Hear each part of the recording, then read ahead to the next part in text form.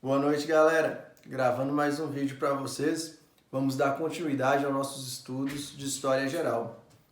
Vamos estudar Segunda Revolução Industrial e Imperialismo.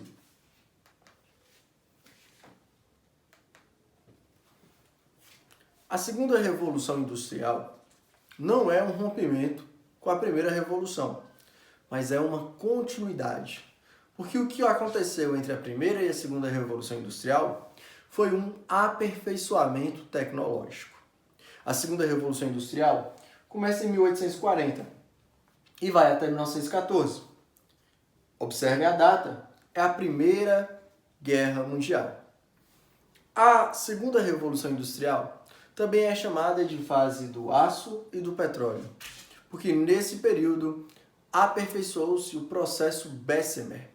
O processo Bessemer é o processo de fabricação do aço a baixos custos e também o motor a combustão, que permitiu o uso do petróleo, ou melhor, dos derivados do petróleo como combustível. Nós também temos a introdução da energia elétrica, que além de ser mais eficiente que a energia a vapor, ela também era mais limpa. A energia elétrica, que chegou até as indústrias, também vai chegar até as casas, até o ambiente doméstico das pessoas.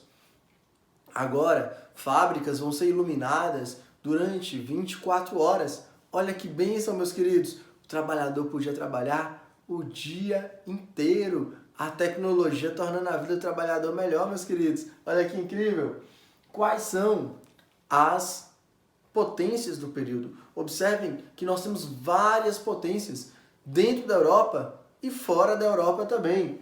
Nós temos Inglaterra, a Alemanha após a unificação, 1870, a França, a Itália também após a unificação, o Japão após a Revolução Meiji, os Estados Unidos após a Guerra de Secessão, e a Rússia não é potência industrial.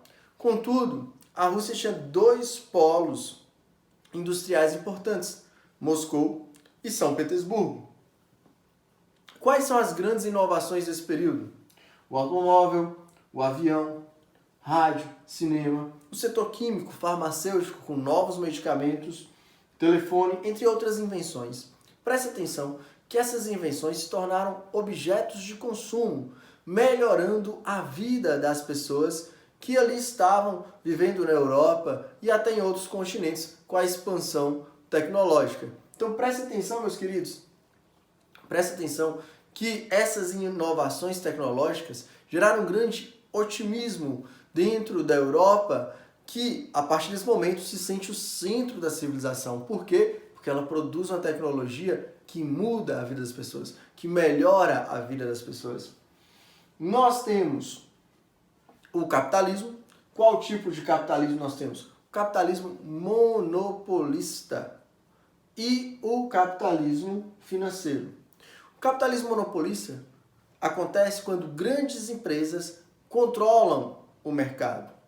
E aí, cada país, você vai ter um monopólio. Vamos dar um exemplo de carros. Você vai ter Fiat na Itália, a Mercedes-Benz na Alemanha, você vai ter a Ford nos Estados Unidos. Então, a partir de agora, nós não temos mais pequenas empresas, mas grandes empresas que passam a controlar mercados nacionais e até mesmo mercados internacionais. Além disso, meus queridos, o capitalismo financeiro é quando há uma fusão entre o capital das empresas e dos bancos. Você não sabe onde começa o capital da empresa e onde termina o capital do banco. Essa fusão permite que os bancos expandam o seu capital para as empresas, gerando maior lucratividade. E nessa fase também há algo interessante. O proletariado conquista os seus direitos. Então, é nesse momento que as trade unions, que o movimento cartista consegue conquistar direitos para a classe trabalhadora. Então, há uma melhoria de vida significativa para a classe trabalhadora, ok? Então, é muito importante entender isso, que houve uma mudança nas condições de vida e trabalho da classe trabalhadora. Só que, em 1870, a segunda revolução industrial vai sofrer um duro golpe, uma grave crise de superprodução. E a pergunta era, como superar essa crise de superprodução? As empresas nacionais dominavam mercados nacionais. As empresas italianas dominavam mercados italianos, as empresas inglesas dominavam mercados ingleses. Como expandir o capital? Como manter a revolução industrial viva? Qual a solução, meus queridos? O imperialismo. A conquista de colônias, a expansão econômica para a conquista de colônias seria uma forma de combater o que, meus queridos? De combater a superprodução. Por quê? Por meio da busca de colônias, iria se buscar novos mercados consumidores e novas fontes de matéria-prima, mantendo a revolução industrial viva. Presta atenção na comparação. Lá no século XVI, quando Portugal e Espanha foram colonizar, Portugal e Espanha buscavam metais preciosos, buscavam produtos tropicais. Agora, meus queridos, nós estamos na segunda revolução industrial. As grandes potências, França, Inglaterra, Alemanha e Itália, buscavam o quê? Mercado consumidor. E fontes de matéria-prima para manter a revolução industrial de pé, para manter a revolução industrial em andamento. Então, preste atenção que a partir desse momento, os grandes empresários, junto com os estados nacionais europeus, vão sair em conquista da África, vão sair em conquista da Ásia para expandir a economia europeia para esses outros continentes, buscando mercado consumidor e fontes de matéria-prima. O conceito de imperialismo é mais amplo. E quando você encontrar na prova do vestibular a palavra imperialismo, você também pode encontrar o seu sinônimo, o neocolonialismo. O neocolonialismo é do século XIX, início do século XX, e o colonialismo original é o de Portugal e Espanha do século XV e do século XVI.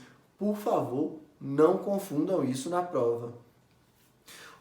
Quais são as características, principais do neocolonialismo, do imperialismo no século XIX, no século XX, levado pela Inglaterra, levado pela França, África e Ásia?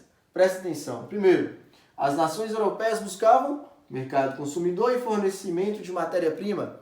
Para quê? Para manter a revolução industrial em andamento. Segundo ponto, colônias para transferir o quê? Colônias para transferir excedente populacional. Olha que interessante. A Europa estava com a população crescente, um grande excedente demográfico. Aquela população estava se marginalizando. O que fazer com uma grande população desempregada? O que fazer com a população que está marginalizada nas cidades, gerando criminalidade? A resposta, meus queridos, é mandar esses homens que foram marginalizados na Europa, que não havia oportunidades para eles na Europa, mandá-los para onde? Mandá-los para a África, mandá-los para a Ásia, para serem os senhores da colonização. Preste atenção que mandar seus problemas sociais para a África e Ásia era uma forma de fazer o quê, meus queridos? Era uma forma de arrefecer, diminuir a tensão da luta de classes, ok? Por isso que nós temos um período da Europa razoavelmente pacífico, quando nós temos o auge da atividade imperialista. Novas áreas para investir capitais. Os europeus tinham dinheiro, mas não tinham onde investir na Europa. Fábrica de carros já tinha, pontes foram construídas. Era necessário, então, expandir, levar esse capital para ser investido na África, para gerar lucro, explorando terras africanas. Construir pontes na África com mão de obra africana e depois cobrar para os africanos usarem essas pontes. Então presta atenção, meus queridos, que a expansão do capital também faz parte do imperialismo. Investir capital na África e na Ásia para retornar com o seu lucro. Outro ponto, bases estratégicas para a segurança do comércio. Ter portos para facilitar o comércio, que nessa época era um comércio predominantemente naval. Um exemplo disso é a Inglaterra. A Inglaterra tinha colônias em todos os continentes. Você poderia dar a volta ao mundo usando portos ingleses, usando a libra esterlina inglesa e falando a língua e seguindo as leis inglesas. Então preste atenção, meus queridos, como era importante ter bases para o comércio. E por último, fortalecer o discurso nacionalista. Ter colônias era sinônimo de status. Ter colônias era sinônimo de que uma nação era uma potência. Por isso, a corrida imperialista sobre a África e sobre a Ásia, conquistando todos os territórios, como uma forma de demonstrar o quê? O poder da sua nação. Preste atenção. O europeu não poderia chegar simplesmente e impor o seu domínio econômico sobre a África e sobre a Ásia. Era necessário uma justificativa, era necessário uma explicação que facilitasse o processo de dominação. Essa explicação estava assentada sobre o darwinismo social, a hierarquização racial, que afirmava que a raça branca europeia era superior e as demais raças eram inferiores. O darwinismo social, então, era uma aplicação extremamente pseudocientífica das ideias de Darwin sobre as sociedades humanas. E essa explicação que hierarquiza as raças, afirmando que a raça branca era a raça superior, foi utilizada para justificar a colonização imperialista. Como, meus queridos? Simples, a missão civilizatória. A raça branca, sendo superior, ela, ao colonizar, levaria tecnologia, levaria o progresso, levaria a ciência que as raças inferiores seriam incapazes de desenvolver. Então, ao colonizar, o homem branco está fazendo um favor aos negros, aos vermelhos indígenas, aos amarelos asiáticos, aos mestiços mulatos da América do Sul. Eles estariam levando o progresso que nós, como raças inferiores, biologicamente inferiores, seríamos incapazes de desenvolver por nós mesmos. Basta você pegar a grande literatura da época, como Tarzan, o homem branco que se tornou o rei da selva na África, em menos de uma geração. Olha que fantástico, meus queridos. E os africanos ficaram lá durante milênios e não conseguiram desenvolver civilização. Tarzan chegou lá e rapidamente se torna o rei da selva. Olha que racismo, meus queridos. Olha que racismo. Então, uma expressão muito citada em provas de vestibulares é o fardo do homem branco. É o homem branco que sofre com a colonização, porque o homem branco leva seus melhores filhos para a África para civilizar aquele território selvagem. O fardo do homem branco, então, na verdade, é uma grande falsa leitura da realidade, uma distorção da realidade. Porque o imperialismo não é levar a civilização. Imperialismo é colonização, é exploração. Ok, meus queridos? Vamos seguindo? Nós tínhamos duas formas de colonialismo, de dominação. Nós temos a dominação direta, também chamada de colonialismo formal. Quando a potência europeia, ela ocupa territórios politicamente, eliminando a autonomia política das elites nativas. Então, além de ter o poder econômico, ela vai ter o poder político. Um exemplo, todo o continente africano, exceto a Etiópia e a Libéria, todo o continente africano passou por uma dominação direta. A dominação indireta é quando se mantém a autonomia política das elites nativas. Contudo, mantém-se uma forte dominação econômica. Exemplo, Estados Unidos sobre a América Central. Exemplo, a China, que sofreu forte influência imperialista inglesa após a Guerra do Ópio.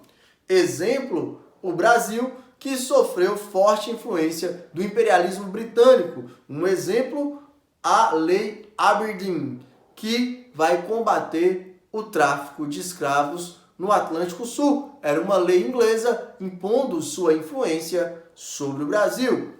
Meus queridos, minhas queridas, vamos finalizar aqui nosso primeiro vídeo.